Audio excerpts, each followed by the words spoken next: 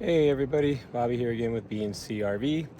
Just letting you know, we did our first long trip. We actually drove about 12 hours yesterday. Don't recommend that. This is our first time driving in this Class A. I have to admit, it's very loud and very bumpy. Even with me trying to put some sound barrier on the doghouse cover over the engine, these Forest Rivers with the V8 7.3 liter engine is very loud. It's very slow going up hills, so I have to admit I am disappointed with this Forest River and how slow it is. Maybe it's just something I got to get used to, but now I understand why people really like their diesel pushers. So diesel pusher will be our next one. But other than that, we do have a nice RV.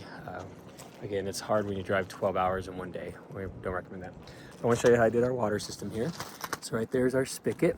I always carry one of these with me. This is a Y, so I can have one hose going to our unit, and then I have a spare here if I ever need to use the water hose for something else. I have it coming down to our 2 filter system. So it comes into the main line there, goes through, comes out, so it actually filters twice. Some people do a 3 system, but we just did 2.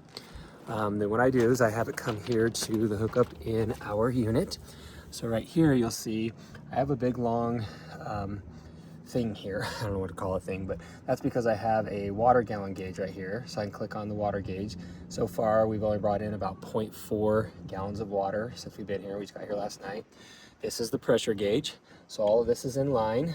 I keep this connected to the city water fill inside here. And then right down here I have the hose. So I actually have a turn off switch here if I ever need to disconnect all this.